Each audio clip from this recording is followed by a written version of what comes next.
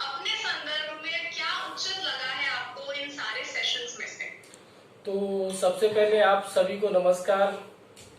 और मैं ग्रेटफुल हूँ कि मैं इस फंटास्टिक जो वेब सीरीज है उसका मैं हिस्सेदार हूँ। और पिछली 3 वेब सीरीज से हमको, मुझे ही नहीं अपितु बहुत सारे लोगों को सीखने को मिल रहा है।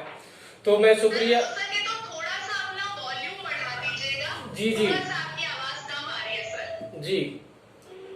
जी जी। तो मैं शुक्रगुजार हूँ एनएससी का, रेमा मैम का और सारी जो पैनलिस्ट हैं।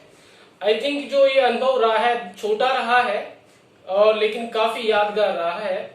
तो मैं कहना चाहता हूं कि जो ये सत्र शुरुआत की गया है और जो वेल ब्यूटीफुल डिजाइन किया है, और एटलीस्ट खुशी की बात यह है कि we never thought about that, क्योंकि हमारी टीम की बात करते हैं तो फ्रॉग ऑफ द वेल उन्होंने कभी रैली ब्लॉक से आगे चल करके नहीं देखा है। तो उनके लिए डिजिटल एक्सपोजर बनी है ये, क्योंकि वो तमिलनाडु के बारे में जान रहे हैं, राजस्थान के बारे में जान रहे हैं, एमपी के बारे में जान रहे हैं और बंगाल के बारे में जान रहे हैं। आई थिंक मुझे लग रहा था कि उनके लिए एक अच्छी बात है। दूसरा, बहुत सारी चीजें हम लोग कर रहे हैं और जो हम लोग, क्योंकि 25 ऑर्गेनाइजेशन एनएससी के साथ जुड़ी हुई है और शायद ये शेयरिंग करने का पहला जो स्वर्णिम अवसर मिला है, आई थिंक ये हम सबके लिए प्राउड ऑफ मूवमेंट है।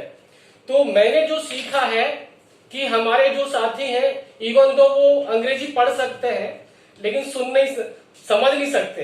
तो 90 लोगों की टीम है, कल मैं आपसे भी जिक्र कर रहा था, लेकिन उन्होंने हिम्मत बांधी और उन्होंने कहा कभी तो हिंदी वाला सत्र आएगा। तो पैसेंस रखा 2 घंटे तक। I tell you it's unbelievable.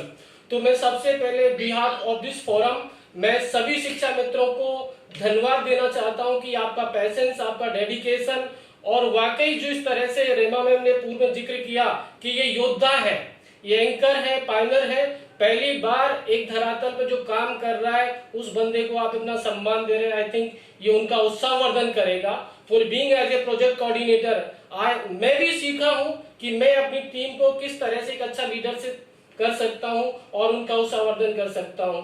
खास रही हम लोग सीखने सिखाने की बात करते हैं, तो मैंने जो पाथवेज सीरीज के द्वारा मिला है कि एक तो एनएनएस पेरेंट चाइल्ड एंगेजमेंट कैसा होना चाहिए, दूसरा समुदाय को कैसे जोड़े, तीसरा ये था कि जब हम लोग इतना काम कर रहे हैं, बदलाव करने के लिए जा रहे हैं, तो we have to change fast कि हम लोग हमारे बदलाव के लिए क्या कर रहे हैं जो अभी तक एक सीमित दायरा था। और ये सोचा कि एक शब्द था कि हम रैली ब्लॉक के 75 स्कूल्स में 68 स्कूल्स में काम, विलेज में काम कर रहे हैं। I think that's not enough. If we talk about the education for all then we need to think.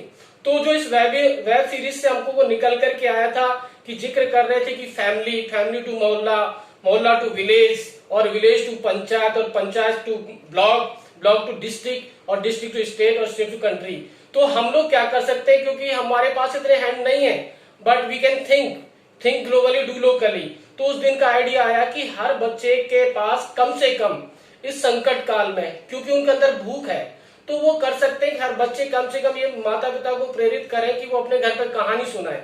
That's very easy. हो सकता है वो चित्रकला करवाएं। फिर ये सोचा गया था कि हमारी जो टीम है वो कैसे, और जो, क्योंकि अभी तक हम लोग वर्कशीट्स दे रहे थे वो केवल 40 बच्चों को पर गांव में दे रहे थे, तब की वहां संख्या 150 है।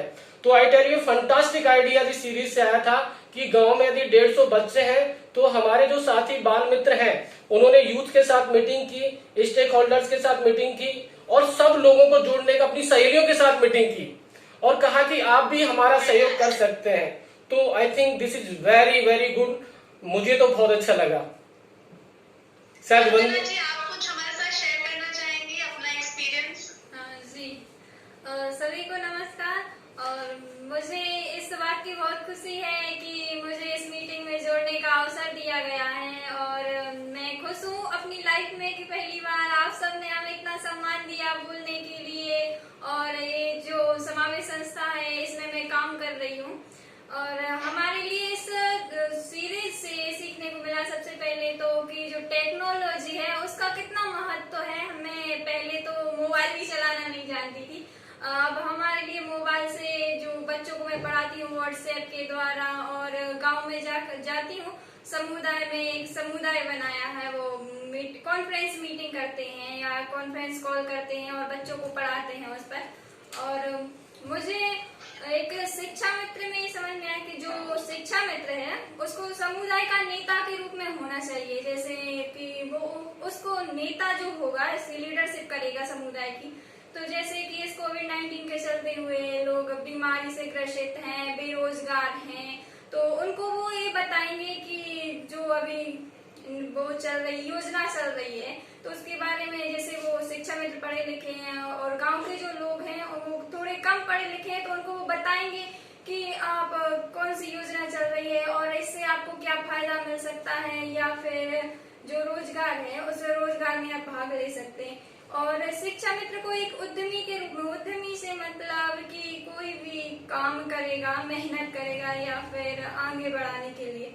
और एक जो शिक्षा मित्र है उसको एक महिलाओं का वकील, यानी कि जो गांव में या कहीं भी जो महिलाओं के साथ होता है, यानी कि घरेलू हिंसा होती है, घरेलू झड़प होती है उनमें, और महिलाओं को जो उनके अधिकार नहीं मिल पा रहे हैं, वो शिक्षा मित्र कुछ शिक्षित है तो जो शिक्षित नहीं है उनके लिए वो बता सकता है कि उनके कितने अधिकार हैं। महिलाओं को ये बता सकता है कि आप पढ़ सकते हैं, आप अपने बच्चियों को पढ़ाइए, आप अपने बच्चियों को आगे बढ़ाइए।